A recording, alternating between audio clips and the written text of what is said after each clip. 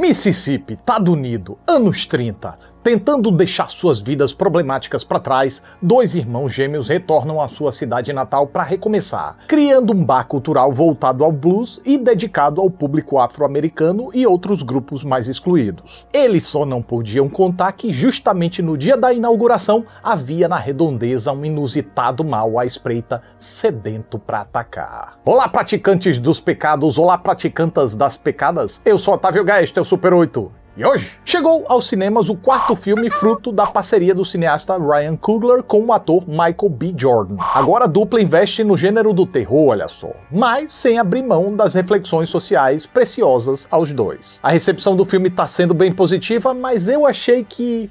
Calma, antes de qualquer coisa, simbora! Correr de monstro a noite toda deixa o pé com as dores? Esse filme é estiloso porque usa um par de Jordans? E é por serem dois que a gente vai ver aqui Michael B. Jordan? Tudo isso e muito mais, agora. Oi, como vocês gostaram da minha última participação aqui, eu voltei, em dose dupla, para falar sobre as promoções do aniversário Insider.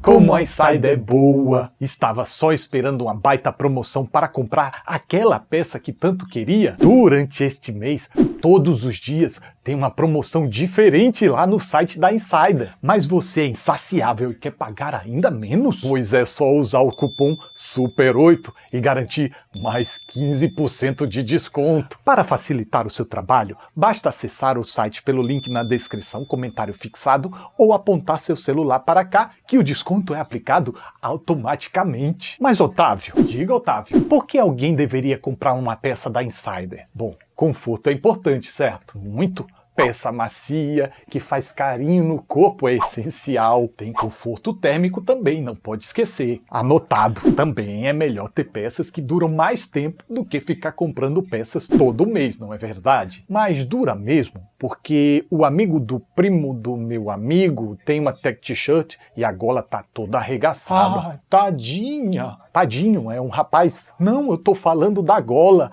O que essa gola deve ter sido maltratada para ficar assim? Tadinha. E tem jeito certo de cuidar? Claro que tem. É só ficar atento nos símbolos aqui na própria peça, olha só. Lavar a mão ou na máquina até 30 graus Celsius. Não usar alvejante. Não usar secadora. Secar na sombra, na vertical e não passar. E quer cuidar ainda mais? Lava dentro da sacolinha que vem junto com a peça. Avisa aí ao primo do seu amigo do seu primo do amigo. Pode deixar.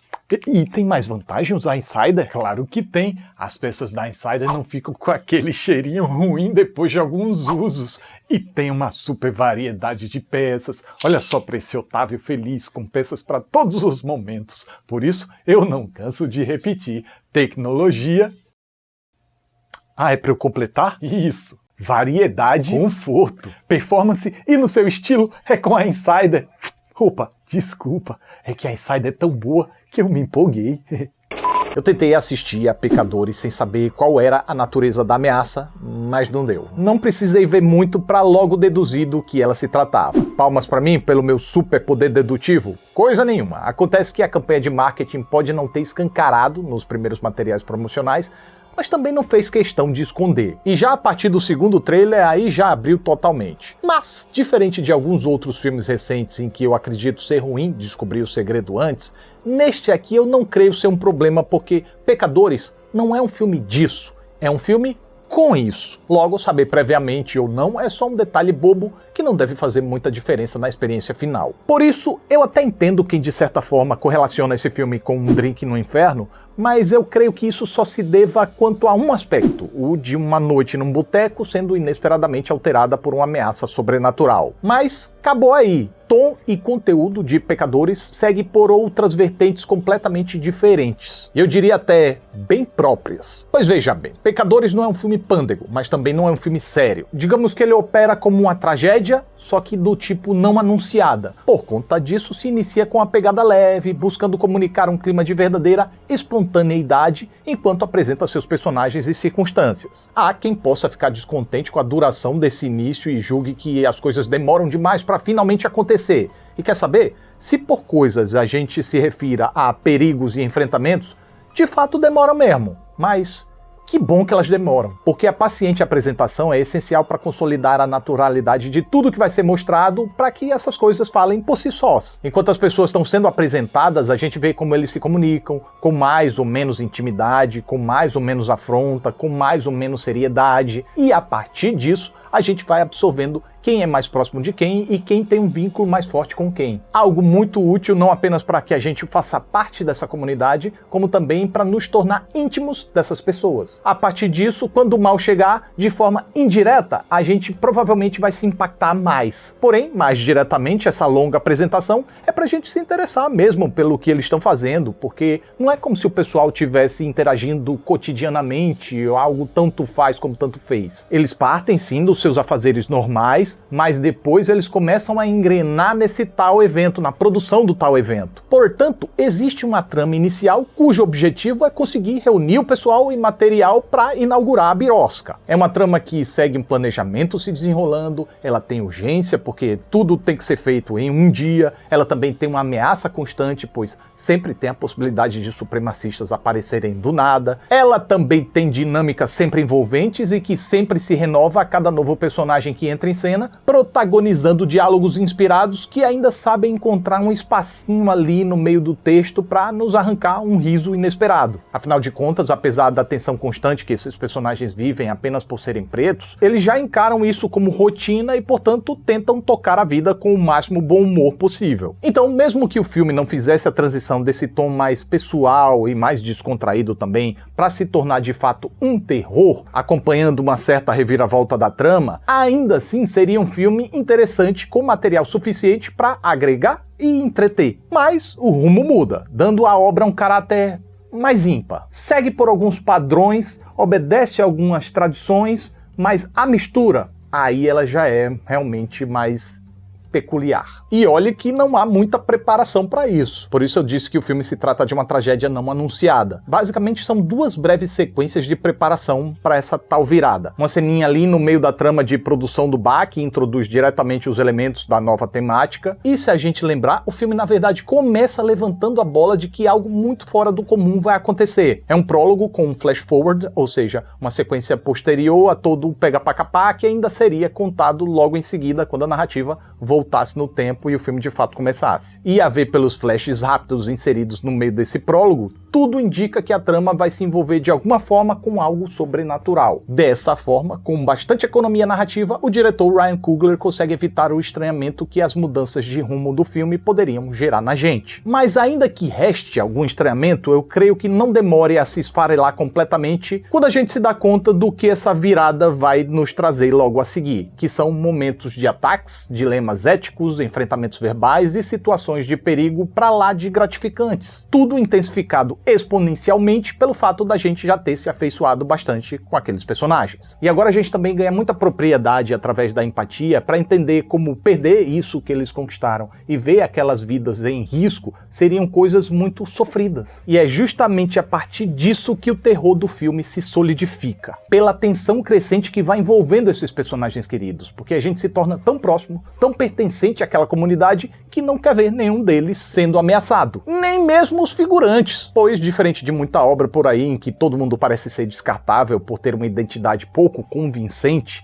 esse filme aqui é muito hábil em sugerir a humanidade de todo mundo, inclusive dos populares que cercam os personagens principais. A gente consegue comunicar dramas semelhantes. Opa, se essa pessoa vive isso, essa também pode viver algo parecido. Há ainda em Pecadores um instigante jogo de retórica dos vilões que provoca os personagens e o espectador tentando fazer parecer que se tornar uma vítima seria um bom negócio, de um jeito que é quase capaz de nos convencer. Quer dizer, talvez alguns até se convençam. Porém, ainda assim, há um encasquetamento ali, uma ideia de maldição que não deixa a gente sossegar. Além disso, Ryan Coogler se sai muito bem no gênero do terror, exercitando uma iminência primorosa nos momentos dos ataques. Ainda que os vilões cheguem a babar, elemento muito bem sacado para deixar eles ainda mais animalescos, eles têm um comportamento dissimulado, atiçador e às vezes paciente de um jeito torturante. Peraí, até onde eles vão levar isso? Até onde essa conversa tá indo? Não, agora. É agora. Ih, será que agora? Não, é agora. Não, agora não foi. Mas Mas será que agora?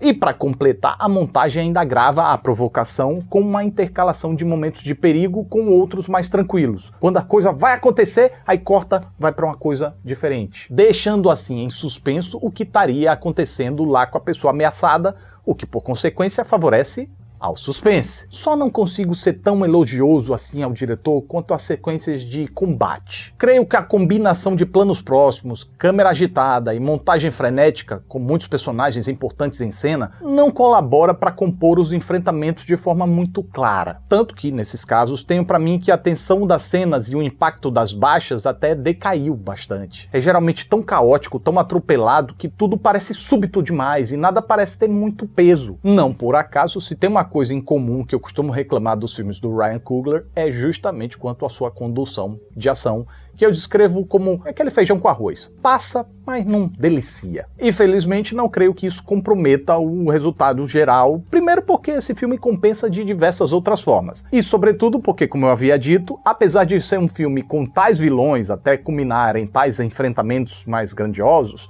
não é um filme sobre isso, pelo menos não majoritariamente, mas um filme, na verdade, sobre a resistência da cultura negra contra aqueles que rejeitam sua importância, contra aqueles que se apropriam sem reconhecer a origem e, portanto, contra o apagamento histórico que persiste ao longo dos anos. Desta forma, Pecadores leva para as telas uma alegoria sobrenatural de como o povo afro-americano precisa matar um leão por dia, sem descanso, pois mesmo quando conseguem superar as dificuldades financeiras, fruto de uma alforria sem proteção do Estado, isso não garante uma proteção social. E mesmo quando conseguem escapar com vida de desafios inimagináveis, ainda existem desafios imagináveis e cotidianos tão ou até mais perigosos tentando acabar com sua existência, história e cultura. Com isso em mente, paralelamente, Pecadores ainda faz uma ode às manifestações artísticas e culturais afro para realizar um manifesto de orgulho, para dar o crédito a quem é devido e para dizer, quando você ouve isso, a comunidade afro tá aqui. Quando você vê isso, a comunidade afro tá aqui. Inclusive, a sequência que elucida essa mensagem é uma coisa brilhante, uma coisa linda, um momento para ficar marcado na história do cinema, viu? E não tô exagerando. É um negócio que tanto me deixou arrepiado quanto me deixou de olhos marejados. Não por tristeza, não por tragédia, mas aquele tipo de emoção que só a arte é capaz de proporcionar. Por fim, eu preciso ainda só fazer alguns apontamentos quanto ao elenco, já que a obra conta com um time extraordinante. Tanto os que têm menos destaque ajudam a estabelecer muito bem a dinâmica da cidadezinha, quanto os principais alteram de forma mais direta a equação da trama e elevam o padrão da obra magistralmente. Miles Caden parece meio apagado a princípio, mas além disso trazer sobriedade para a narrativa, ele também vai pouco a pouco se mostrando e conquistando espaço junto com o nosso respeito. Outra que também contribui com bastante sobriedade é Wunmi Mosaku. Ela também sobra em afeto e decência e de quebra ainda serve de expositora das questões sobrenaturais. Tinha que ter uma palestrinha para ensinar o beabá pro galerei e pra gente, né? Delroy Lindo cativa com seu carisma, bom humor e experiência, características que também conferem bastante respeito ao personagem. Jack O'Connell faz uma inusitada mistura de sedutora persuasão com uma ameaça repulsiva. E a afronta e revolta de Hayley Steinfeld são muito eficazes para conferir instabilidade às suas atitudes, o que por sua vez ajuda a enervar a narrativa. Agora, inegavelmente, o destaque absoluto é do Michael B. Jordan, mesmo que ele não tenha uma presença soberba aqui. Tem muito espaço para desenvolver todos os demais personagens. Mas é que, tendo que compor dois personagens diferentes, podia facilmente cair na arapuca do excesso das características e maneirismos para conseguir diferenciá-los. Não seria um problema se fosse o caso, mas como não foi, fica uma coisa mais polida, mais sofisticada, mais realista. Algo que faz muito sentido aqui, já que os dois personagens são irmãos gêmeos, muito ligados e sinestésicos até. Por isso o ator é perspicaz ao perceber essa especificidade e seguir por uma vertente mais minuciosa, mais complexa e, portanto, mais desafiadora. Claro, o ator conta com a ajuda dos figurinos para guiar o espectador na diferenciação dos dois. Um usa mais tons azuis, os outros usam mais tons avermelhados, mas o mais determinante mesmo está na construção de personagens do cara, que apresenta um dos irmãos com mais malandragem, jocosidade, impulsividade. Por causa disso, ele se permite se divertir mais, assim como também costuma abrir mais a guarda, enquanto o outro já é um pouco mais sério, sisudo e calculista, o que deixa ele mais desconfiado e mais cauteloso. Porém, o que eu acho que embeleza essas atuações é que quando eu falo pouco mais sério, pouco mais sisudo, pouco mais jocoso,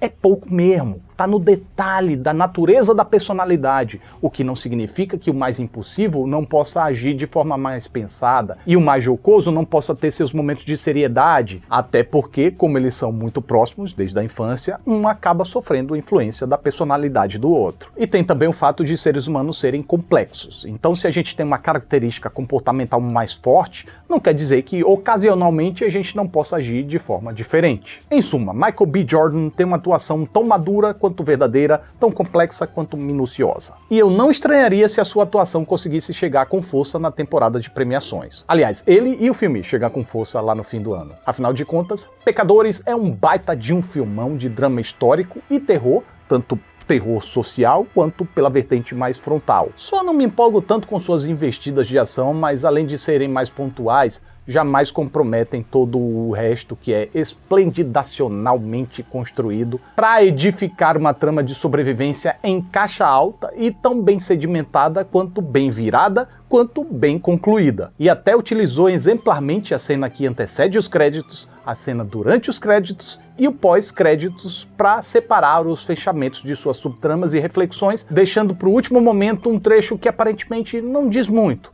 mas na verdade transmite um sonoro aviso da cultura afro dizendo: ainda estamos aqui e vamos permanecer. E essa é minha reação enquanto assisti ao filme. Opa, só lembrando que tá rolando o aniversário Insider, então todos os dias tem promoção diferente lá no site. Entrou hoje, tem uma promoção, entrou amanhã, tem outra promoção, tem peças com desconto, todo dia é uma coisa nova, é uma surpresa nova. E com o meu cupom SUPER8 você garante mais 15% de desconto em cima dos descontos que você encontrar lá no site, beleza? Junto, tudo pode chegar até 30% off. Bacanildes, belezura, as peças vocês já conhecem, os atributos vocês já conhecem, a qualidade vocês já conhecem e a minha recomendação também. Valeu! Então é isso, mais um Super 8 tá chegando ao final, fico muito grato pela atenção de vocês, muito obrigado, até a próxima aí. Posso entrar? Não. Tchau!